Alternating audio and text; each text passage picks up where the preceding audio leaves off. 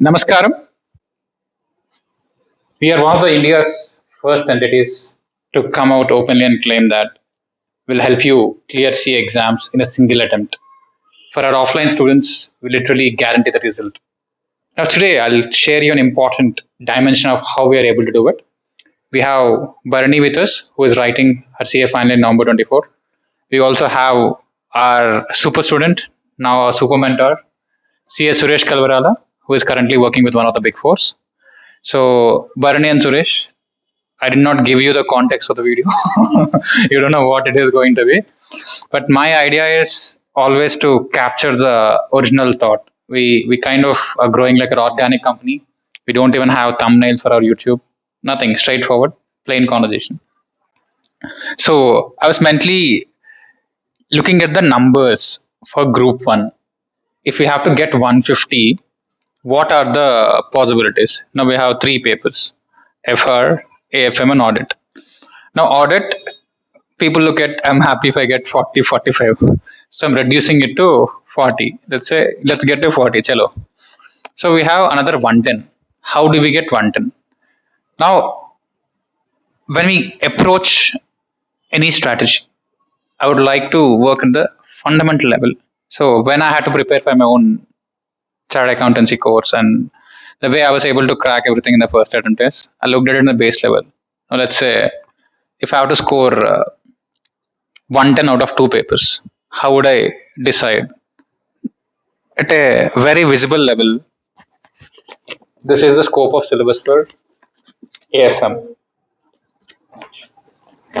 This is the scope of syllabus for FR.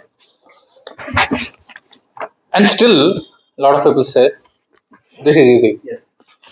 So this is how, this is where I'm starting the discussion, because just because the volume of the syllabus is more or less, the question paper is more or less the same. It almost weighs the same. No, I would say a couple of pages less for AFM since the questions are shorter. So I look at things at a very crude and fundamental level. Do I prepare four papers to get 55? Or do I prepare four books to get 55 or one book to get 55? Is where I'm starting the discussion. So, Barney, your thoughts? Um, so I'm being very honest. I have an idea about FR because we just finished our FR cycle. So comparatively, as we've discussed, like it's more of in-days basis, like the set of rules. Like if this is there, you're supposed to do this. So there's nothing beyond that you have to go beyond. And like AFM, I have no idea, but based on what my peers and my seniors told me, like AFM is one such paper. It can be very easy for you to get 60, and if ICA decides to really test your knowledge, that is when we won't even be able to move even like a single question. That is what the idea what I have with regards to FR and AFM. Suresh, your thoughts on this? Sir, I quickly start with this one. So this is easy because there are standard procedures how we write in the exams. So the questions are also standardized.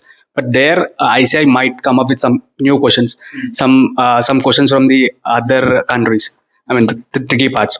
So this is what very easy. Like I mean, if at all a student has an interest in finance and how the business finances works, he can opt to choose the AFM one because he has that interest, so he can pull out something out of it.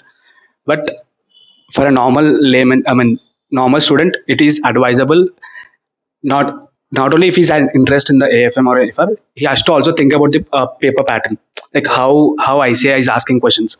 So whether it is difficult for them to answer AFM or answer FR. So it's not just about their convenience. Like I'm good at FR, I'll take up FR. So I can score good marks. So it's also about how the ICI's perspective. So for us to conclude, for me, like FR is a scoring subject because the procedure is simple. There's a standard formats, so you have to answer a particular question in that manner only. But AFM, there involves a lot of effort. Like we have to make a decision. So the questions are based on mostly decision making. So on each question, you have to conclude. You have to conclude something or the other. So here there is no problem that way. So you have to just apply whatever you know.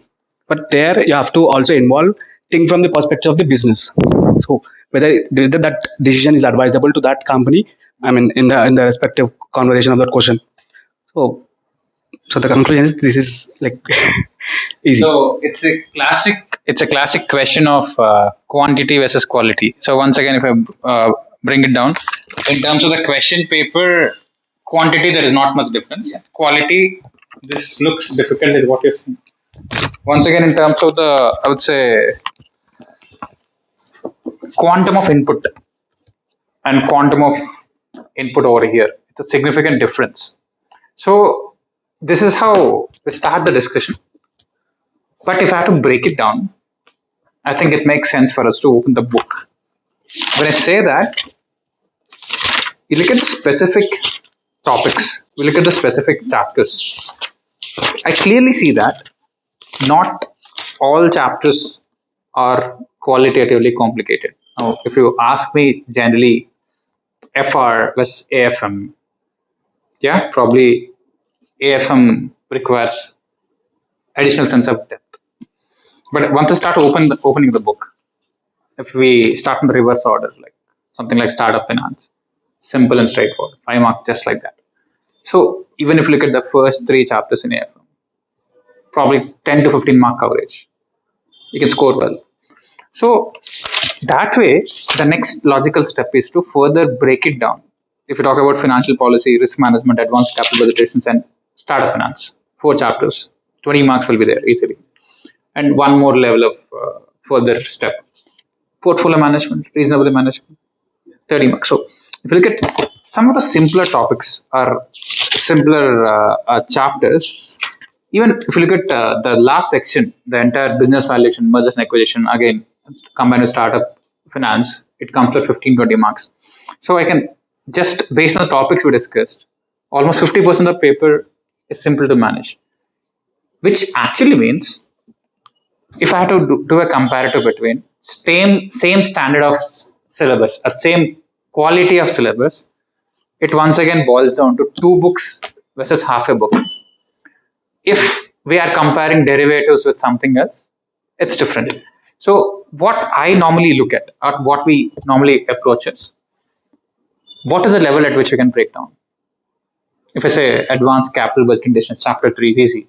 Now within that, this component is easy, this is not so. So the level of detailing and the level of clarity we have in terms of a particular subject and particular chapter, that will help us to quickly navigate and guide. So in general, the approach is okay. FR is quantitative, AFM is qualitative. So before we decide upon that, what is that quick component of AFM? 50%, where we can just grab it very simply. So out of 50, if we're able to score 20, 25, we'll be able to get to a particular level. So this is just for the brainstorming part. The real approach, the further breakdown of the subject and syllabus, we'll share it. But I want all of you guys to think in this perspective. This is the starting point of quantity and quality. So I'd like to thank Bharani and Suresh for sharing their insights. Thank you. Thank you.